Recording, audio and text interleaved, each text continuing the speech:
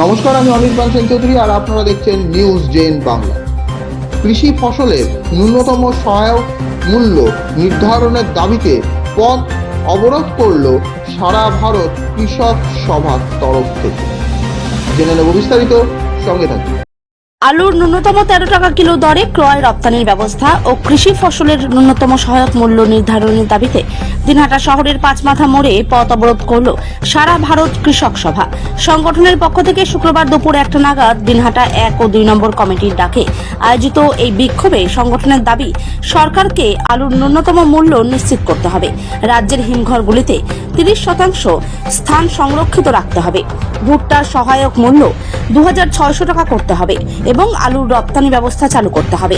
এদিন এই কর্মসূচিতে উপস্থিত ছিলেন কৃষক সভার জেলা নেতা তারাপদ বর্মন, শুভ্রালোক দাস, গৌরাঙ্গ পাইন, প্রবীর পাল সহ অনেকে।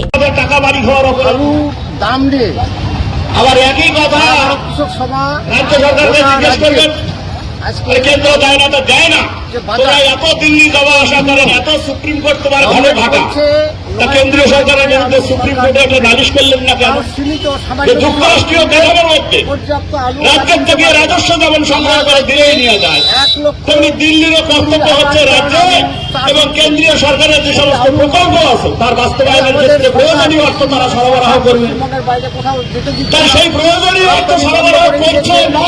কৃষকের এখানে 100 দিনের কাজে লিডাররা কাজ কাটছে না, সমস্ত মানুষ যারা কাজ করে পয়সা পায়, পয়সা পেতে চায়, তারা ঘুরছে, এই অবস্থায় তারা কবল যাচ্ছে, কৃষক সভা তারা কাজের অনুসন্ধানে তারা বিদেশ হয়ে যাচ্ছে, বিপদে পড়ছে। গভর্নমেন্টকে 13 টাকা দরে আলু কেন কিনতে আপনারা 13 টাকা দরে আলু ধরে বলছেন না যে হক টাকা আমাদের দিচ্ছেন? পয়সা লাভ পাবে। Otherwise তো ভাই 13 টাকার এরাও সুপ্রিম কোর্টে নালিশ করে না, বিচার চায় না, আর ওরাও আসে এখানকার দুর্নীতিবাজদের বিরুদ্ধে কোনো মামলা করে না।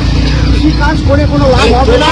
তোমার সংসার প্রতিপালন ওটাও তোমার, ওটাও তোমার। হারিয়ে তোমার পয়সা লুট করতেছেন তোমরা, সরকারি পয়সা সরকারি আসনে বসিয়ে লুটতরাজ করতেছেন। করছি, আপনারা দেখছেন লুটেরাদের বিরুদ্ধে, পড়ে আছে লুটেরাদের বিরুদ্ধে এখানে পথ অবরোধ আমাদের সকলকে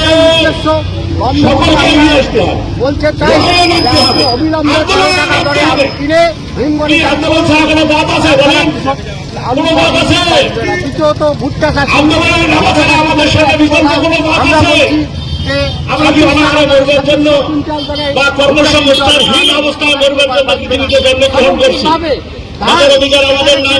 যদি বাঁচার অধিকার থাকে তাহলে বাঁচার দাবিতে লড়াই করার আমাদের অধিকার আছে। এখানে 2300 টাকা কুইন্টাল। আচ্ছা বন্ধুগণ, আমি আপনাদের বলবো, আজকে বাজারে এই কারণে আমরা 20 এপ্রিল বিক্রি হচ্ছে। 20 এপ্রিল কলকাতা ব্রিগেড গ্রাউন্ডে, প্রত্যেকটা আবাদ ব্রিগেডের মাঠে ওয়াজ ঘুরতেছে। আমরা এক মহতি সভার ডাক দিই। যত খেটে যাওয়া মানুষ আছে, তারা পরিযায়ী দিন মানে দিন খায়, হাতে করে মুখে খায়, তারা চাষাবাদ সে করে কৃষক হতে পারে, সে জন্মদূর হতে পারে, সে মুঠিয়ে মজদুর হতে পারে, সে আমরা রাজ্য বস্তির লোক হতে পারে, নিম্নবর্গের মানুষ হতে পারে, রাজমিস্ত্রি, তার জোগালি, রাজমিস্ত্রি, তার জোগালি, এমন বহু হাজিরা খাটা মানুষ আছে। 70 মানুষ কত ঘটে রাখা, বাজারে গেলে পরে 3 বার একটা জিনিসের দাম করে, কারণ পয়সায় গুলায় না, জিনিসটা না হলে চলে না। আর এই যে মানুষগুলো সংকটা পান না, এই সংকটা পান না, কি নাম আপনার? সমাজের সরকার আপনি কোন দায়িত্ব? সংগ্রামের ডাক আগামী 20 এপ্রিল।